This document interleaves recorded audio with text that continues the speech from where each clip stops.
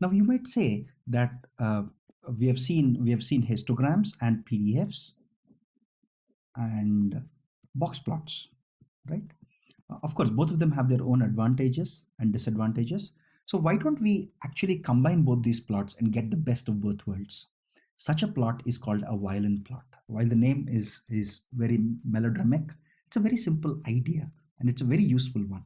I really like these plots because it gives us the best of both worlds very simply. So again, violin plots are very simple to draw using your Seaborn. It's just a one-line command, very similar to what we saw earlier, except that you have to say violin plot, right? So let's look at the plot and what it is and how it works for us. Again, as usual, we have our setosa here, we have our versicolor here and virginica here.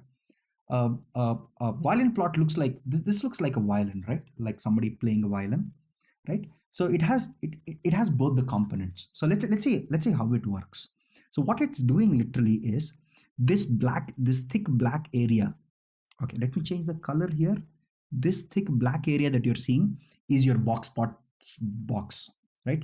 This is your box plots box, right? With the white color in center being your 50th percentile, the top corner being your 75th percentile, the bottom one your 25th percentile, and these are your whiskers, right? So it actually internally already has box plots. So here, this is your 50th percentile, 75th percentile, 25th percentile, your lower whisker and upper whisker. Similarly here, the median, 75th, 25th, lower whisker, upper whisker.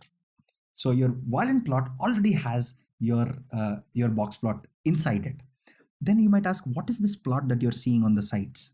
Again, this is symmetric to this, right? So if you just turn around and look at it like this, this is nothing but this looks exactly like your bell curve, right?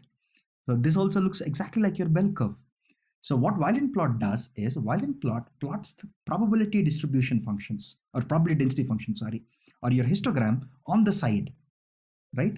It's actually, so if you turn your head a little and see them, what you see is your setosa's distribution, your versicolor's distribution, and your virginica's distribution. So your violin plot is basically taking both your density plots or your histogram, your smooth histogram, which is your probability density plot, and is taking your box plot and merging both of them into a single plot.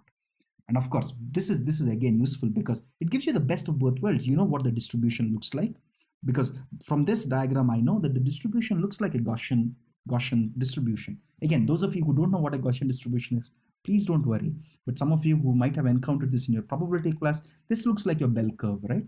So we'll discuss this. I promise you, we'll discuss this in great detail when we learn basics of probability and statistics. Okay, so, but it also has your box plot. So it has the best of both worlds. And you can read off this what the 75th percentile value, what the 25th percentile value is. And typically, I would prefer to do either a box plot or sometimes a violin plot because it gives us the best of both worlds. Very, very simple and elegant idea.